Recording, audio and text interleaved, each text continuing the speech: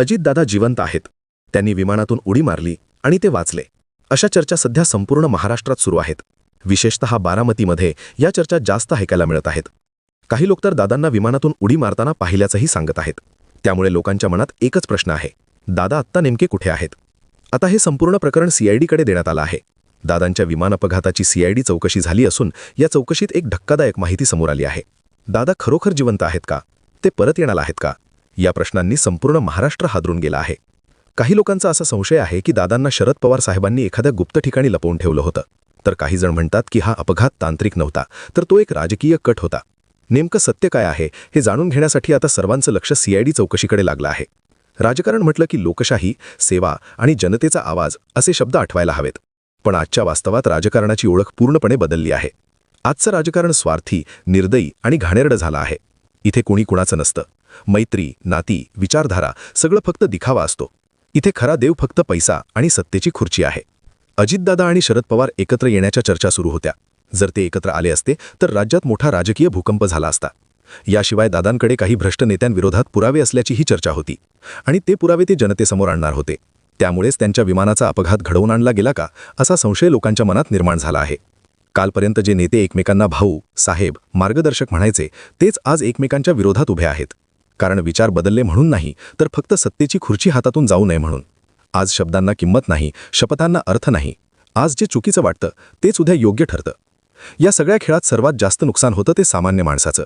तो मतदान करतो, आशा ठेवतो, विश्वास टाकतो, पण बदल्यात त्याला मिळतात फक्त खोटी आश्वासनं, भावनिक भाषणं आणि निवडणुका संपल्यानंतर विस्मरण.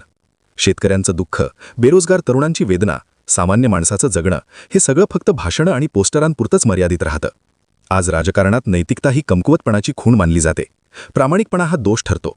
जो जितका निर्लज्ज तितका यशस्वी नेता मानला जातो. पैसा ठरवतो सगळं. तिकीट कोणाला, पद कोणाला आणि न्याय कोणाला. सगळ्यात वाईट गोष्ट म्हणजे हे सगळं पाहूनही आपण गप्प बसतो. सगळेच तसे आहेत असं म्हणून शांत राहतो. पण हाच गप्पपणा या घाणेरड्या राजकारणाची सगळ्यात मोठी ताकद आहे. कारण जोपर्यंत आपण प्रश्न विचारत नाही तोपर्यंत हे लोक आपला खेळ खेळत राहणार. राजकारण घाणेरडं झालं आहे हे सत्य आहे, पण ते स्वच्छ करायचं की नाही हा निर्णय अजूनही आपल्या हातात आहे. नाहीतर पैसा आणि सत्तेसाठी चाललेला हा खेळ एक दिवस आपल्यालाच पूर्णपणे उद्ध्वस्त करेल. यामुळेच दादांचा काटा काढण्यात आला असावा असा संशय अनेकांच्या मनात आहे. 28 जानेवारीला दादांचं अपघाती निधन झालं असं सांगण्यात आलं, पण तरीही लोकांच्या मनात शंका कायम होती. हा अपघात होता की काहीतरी वेगळंच? काही लोक म्हणत होते की दादा जिवंत आहेत आणि ते शिवाजी द बॉस चित्रपटातल्या रजनीकांतसारखे अचानक परत येणार आहेत. बारामतीत, महाराष्ट्रात आणि काही गुप्त ठिकाणी अशा चर्चा सुरू होत्या की दादा अचानक येऊन पत्रकार परिषद घेणार आहेत. खरं तर कालपर्यंत या प्रकरणात कोणतीही स्पष्ट माहिती नव्हती. वेगवेगळे नेते वेगवेगळे दावे करत होते. पण आता सीआयडी चौकशीतून एक धक्कादायक सत्य समोर आलं आहे, ज्यामुळे आता या संपूर्ण प्रकरणाचं चित्रच बदलून गेलं आहे. कालपर्यंत या प्रकरणावर वेगवेगळे नेते वेगवेगळे दावे करत होते. कोणी म्हणत होतं की विमानात 6 प्रवासी होते पण 5च मृतदेह सापडले, मग 6वा कोण?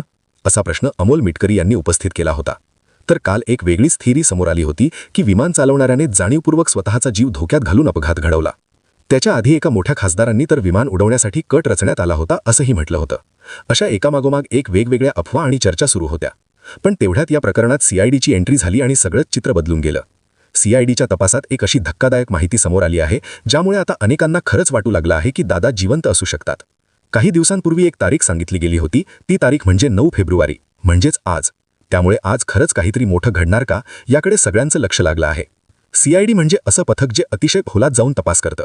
काही दिवसांपूर्वी स्वतः मुख्यमंत्र्यांनी सीआयडी चौकशीचे आदेश दिले होते. त्यानंतर तब्बल 20 तज्ज्ञांची मंत्रालयात सखोल चौकशी झाली आणि त्यातून काही महत्त्वाची सत्य बाहेर आली आहेत. त्यामुळे आता प्रश्न एकच आहे, दादा खरंच जिवंत आहेत का? आज दादांचं आगमन होणार आहे का? अचानक एखादं विमान बारामतीत उतरणार आहे आणि त्यातून दादा बाहेर येणार आहेत का? दादा हातात ती फाईल घेऊन पत्रकार परिषदेत सगळं सत्य सांगणार आहेत का? अशा चर्चा आता जोरात सुरू झाल्या आहेत. काही लोक तर देवाचा चमत्कार होईल असंही म्हणत आहेत. तर काहींच्या मते दादांना आधीच सुरक्षित ठिकाणी हलवण्यात आलं आहे. कालपर्यंत अफवा होत्या, शंका होत्या, पण सीआयडी आल्यानंतर सगळ्या गोष्टींचा वेगच बदलला. कारण सीआयडी जेव्हा तपास करते तेव्हा मुळापर्यंत जाते. त्यांनी काही असे मुद्दे बाहेर काढले आहेत ज्यामुळे लोकांमधील चर्चा आणखी वाढल्या आहेत. आत्तापर्यंत टीव्हीवर जे दाखवलं गेलं ते खरंच पूर्ण सत्य होतं का असा प्रश्न आता निर्माण झाला आहे. उदाहरणार्थ 28 तारखेला अपघात झाला असं सांगितलं गेलं होतं, पण सीआयडी तपासात असं लक्षात आलं आहे की दादा ज्या विमानात बसले होते त्या विमानाच्या पात्याचा रंग वेगळा होता आणि अपघात झालेल्या विमानाचा रंग वेगळा होता. म्हणजेच विमान बदलण्यात आलं होतं का? प्रवाशांची संख्या, प्रत्यक्षदर्शींची माहिती आणि सीआयडीचे निष्कर्ष या सगळ्यांमुळे आता संपूर्ण कच्चा चिठ्ठा बाहेर येत आहे. मग सीआयडीच्या तपासात नेमकं काय निघालं? दादा खरंच परत येणार आहेत का? ते कशा पद्धतीने येणार आहेत? या सगळ्या प्रश्नांनी आता लोकांच्या मनात प्रचंड उत्सुकता निर्माण झाली आहे. या व्हिडिओमध्ये आपण कुठल्याही अफवा पसरवत नाही आणि केवळ शंका मांडत नाही. आपण फक्त सीआयडी तपासातून समोर आलेली माहिती म्हणजेच फॅक्ट्स तुमच्यासमोर ठेवणार आहोत. पहिल्या दिवसापासून शेवटच्या दिवसापर्यंत नेमकं काय घडलं, खरं काय आणि खोटं काय हे टप्प्याटप्प्याने समजून घेणार आहोत. जर तुमच्याही मनात एकच प्रश्न असेल की दादा खरंच जिवंत आहेत की नाही, तर तुम्ही अगदी योग्य व्हिडिओ पाहत आहात, कारण हा या प्रकरणाचा अंतिम आणि विश्लिष्ट व्हिडिओ आहे. यानंतर तुम्हाला दुसरा कोणताही व्हिडिओ पाहण्याची गरज पडणार नाही. संपूर्ण महाराष्ट्रात सध्या एकाच विषयाची चर्चा वाऱ्यासारखी पसरलेली आहे आणि त्यामागचं खरं सत्य आता समोर येणार आहे. सध्या प्रत्येकाच्या मनात आणि होठांवर एकच प्रश्न आहे: लोकप्रिय लोकनेते खरंच आपल्याला कायमचे सोडून गेले आहेत का? हा प्रश्न फक्त भावनेतून विचारला जात नाहीये, तर त्यामागे अनेक शंका आणि तर्क मांडले जात आहेत. या व्हिडिओ पुढे पाहण्याआधी एक मनात शंका येते: जर ही घटना खरंच घडली असेल तर हिच्या भोवती इतक्या शंका का निर्माण होत आहेत? प्रत्येक नवा दिवस जुन्या प्रश्नांची उत्तरं देण्याऐवजी नवे प्रश्न का उभे करत आहे? आज सोशल मीडियावर लोकांच्या मनातून एकच आवाज उमटत आहे: हे सगळं खोटं ठरावं आणि आमचे लाडके नेते पुन्हा परतावेत. अनेकांना असं वाटतंय की जे सांगितलं जातंय त्यापेक्षा काहीतरी वेगळं वास्तव असू शकतं. घटना आहे 28 जानेवारीची. सकाळचे साधारण 8:15.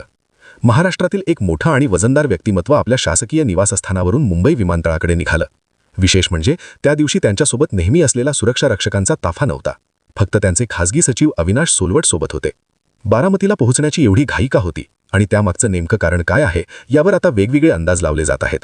एअर ट्रॅफिक कंट्रोलच्या नोंदीनुसार सुरुवातीचा प्रवास अगदी सामान्य होता, पण सकाळी 8:40 अचानक काहीतरी घडलं आणि विमानाचा रडारशी असलेला संपर्क तुटला. पुणे जिल्ह्यात प्रवेश करतानाच तांत्रिक संपर्क बंद झाला. पण आणखी धक्कादायक बाब म्हणजे रडारवरून गायब झाल्यानंतरही ते विमान पुढची 5 मिनिटं हवेतच होतं असा संशय व्यक्त केला जात आहे. या 5 मिनिटात विमानात नेमकं काय घडलं? काही मोठा तांत्रिक बिघाड झाला होता का, की आणखी काही गंभीर प्रकार घडला? या सगळ्यात प्रवाशांच्या यादीकडे पाहिलं तर त्यात 6 जणांची नावे होती, पण घटनास्थळी केवळ 5 जणांचे अवशेष सापडले. मग तो 6वा प्रवासी कुठे गेला? तो आधीच विमानातून उतरला होता की काही वेगळंच घडलं? या प्रकरणाला वेगळीच दिशा देणारा दावा एका राजकीय नेत्याने केला आहे.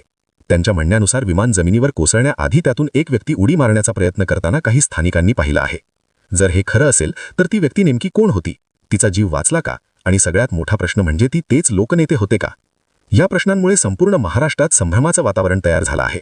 त्यातच काही तांत्रिक गोष्टी अधिक संशय वाढवत आहेत. उदाहरणार्थ, विमानाच्या पात्यांचा रंग वेगळा कसा दिसतोय? मृतांची ओळख पटवण्यासाठी DNA चाचणी का करण्यात आली नाही? संजय राऊत यांच्या विधानांनी तर या शंकांना अजूनच हवा दिली आहे. कारण कोणताही तपास हा पुराव्यांवर आधारित असतो. जेव्हा हे विमान मुंबईहून उड्डाण केलं तेव्हा त्याच्या पात्यांचा रंग हिरवा असल्याचं सांगितलं जातं. मात्र बारामतीजवळ शेतात सापडलेल्या अवशेषांच्या फोटोंमध्ये त्या पात्यांचा रंग लाल दिसतोय. आणि इथूनच पुन्हा एकदा तोच प्रश्न उभा राहतो: नेमकं सत्य काय आहे? तपास यंत्रणा आता एका महत्त्वाच्या मुद्द्याकडे लक्ष देत आहे. हवेत उडत असताना एखाद्या विमानाचा रंग बदलणं हे विज्ञानानुसार शक्य नाही. मग एक प्रश्न उभा राहतो: प्रवासासाठी वापरलेलं विमान आणि घटनास्थळी सापडलेले अवशेष यांचा खरंच काही संबंध आहे का? हा संशय अधिक गडद करणारा मुद्दा माजी हवाई दल अधिकारी अजय परांजपे यांनी उपस्थित केला आहे. त्यांचा प्रश्न अगदी साधा आहे: जर अपघात इतका भयानक होता की लोखंडाचे पत्रे वितळले, तर हातातील घड्याळ आणि काही महत्त्वाची कागदपत्रे पूर्णपणे सुरक्षित कशी राहिली? अधिकाऱ्यांच्या मते अपघाताच्या वेळी झालेल्या स्फोटामुळे काही वस्तू लांब फेकल्या जाऊ शकतात आणि त्यामुळे त्या आगीपासून वाचण्याची शक्यता असते. पण तरीही लोकांच्या मनातील शंका कमी होत नाहीत. अनेकांना असं वाटू लागलं आहे की ही घटना अपघात नसून एखाद्या व्यक्तीला गुपचूप सुरक्षित ठिकाणी हलवण्याचा आखलेली योजना तर नव्हती ना? या प्रकरणाचा आणखी एक महत्त्वाचा आणि गूढ भाग म्हणजे ती बहुचर्चित फाईल. सूत्रांकडून मिळालेल्या माहितीनुसार त्या फाईलमध्ये राज्यातील काही मोठ्या राजकीय नेत्यांच्या व्यवहारांची विस्तवित माहिती होती. ही फाईल घेऊन ते दिल्लीला जाणार होते अशीही चर्चा होती. मग 28 जानेवारी नंतर त्या फाईलचं नेमकं काय झालं? ती आगीत जळून नष्ट झाली की कुणाच्या तरी ताब्यात गेली?